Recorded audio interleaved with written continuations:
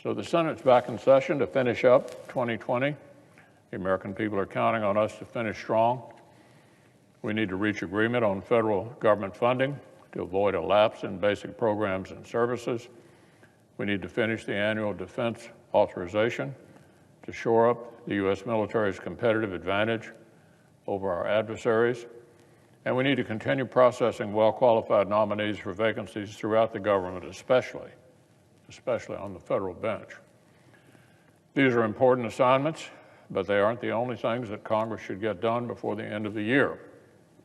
There's no reason, none, why we should not deliver another major pandemic relief package to help the American people through what seems poised to be the last chapters of this battle.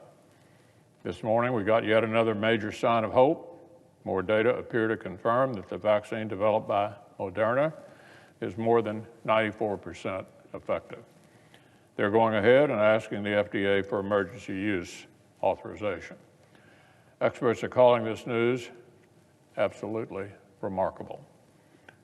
Alongside other promising vaccine developments from Pfizer, AstraZeneca, Johnson & Johnson, and others, is continued cause to suspect that victory over this pandemic is not far off. But a huge amount of work remains before us.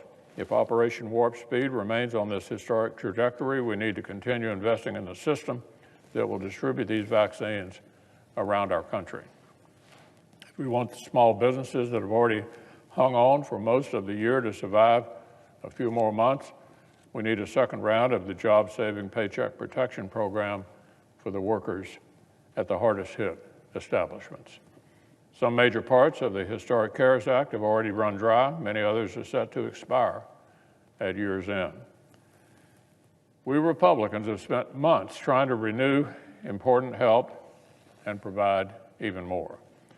We tried to send more than $100 billion to help schools and welcome students and teachers safely to the classroom. We tried to implement common sense legal protections that universities and charities have been clamoring for. We've tried to pass all of this over and over again, but Speaker Pelosi and the Senate Democratic leader have blocked it. They've been very transparent about all this with their political strategies, laid it right out there.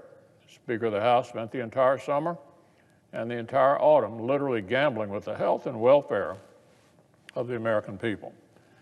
She gambled that if American families didn't get any more relief before the election, her party would expand its majority in the House and Democrats could continue demanding the right to remake all of society along far-left lines in exchange for passing any more COVID relief whatsoever.